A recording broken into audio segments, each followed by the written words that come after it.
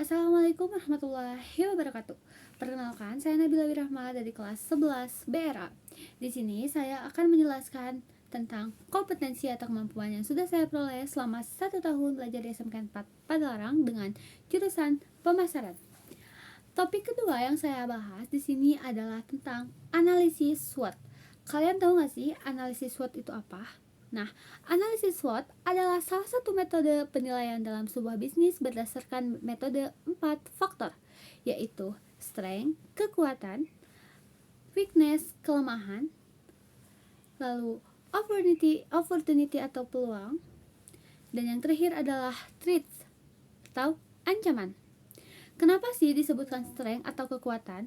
Karena strength atau kekuatan ini adalah faktor internal yang positif, seperti kelebihan sumber daya, kemampuan, atau keunggulan sebuah produk yang kompetitif.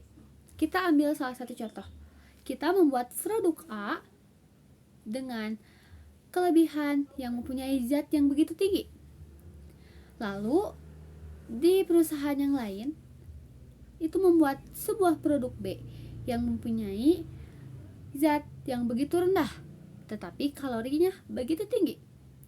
Nah, berarti di sini kita sudah jelas, kita sudah memiliki keunggulan dalam salah satu produk karena produk kita lebih unggul dari produk perusahaan yang lain. Lalu, yang kedua ada weakness. Kenapa sih dikatakan weakness atau kelemahan? Karena weakness atau kelemahan ini adalah faktor internal yang sangat negatif. Kenapa disebut negatif?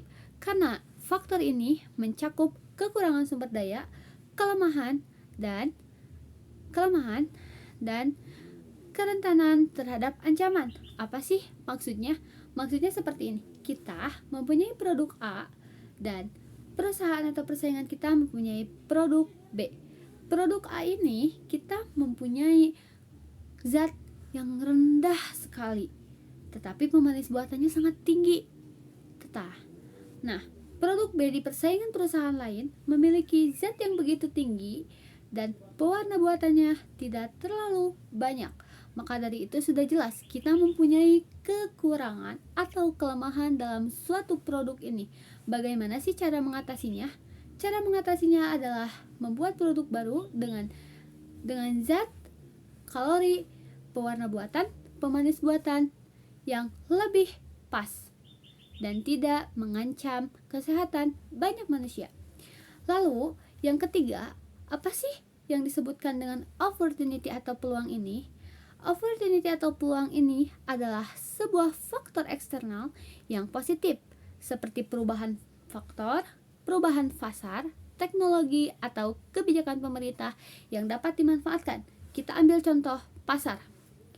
Ketika di pasar ada sebuah toko kosong yang dikontrakan. Kita mempunyai produk A yang harus kita jualkan atau promosikan.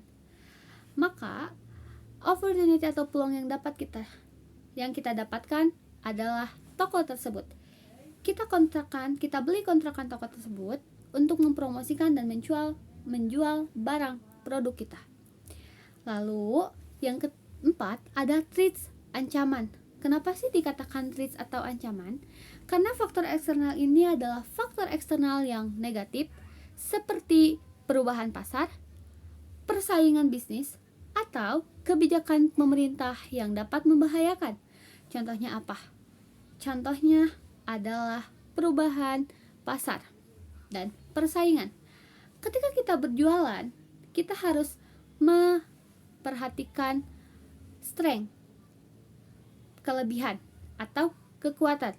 Karena kalau kita tidak memperhatikan strength tersebut atau kekuatan tersebut, maka persaingan antar bisnis akan lebih mudah untuk membobol atau lebih mudah untuk menyaingi produk kita.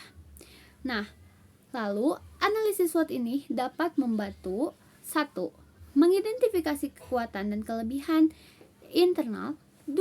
Mengidentifikasi peluang atau ancaman eksternal. 3. Mengembalikan strategi untuk memanfaatkan kekuatan dan peluang. Dan yang terakhir adalah mengembangkan strategi untuk mengatasi kelemahan dan ancaman. Dengan melakukan analisis SWOT, organisasi dapat membuat kebutuhan yang lebih tepat dan efektif, dapat menghadapi tantangan dan memanfaatkan peluang. Nah, segitu saja ya penjelasan analisis SWOT dari saya. Sekian, mohon maaf bila ada salah. Wassalamualaikum warahmatullahi wabarakatuh.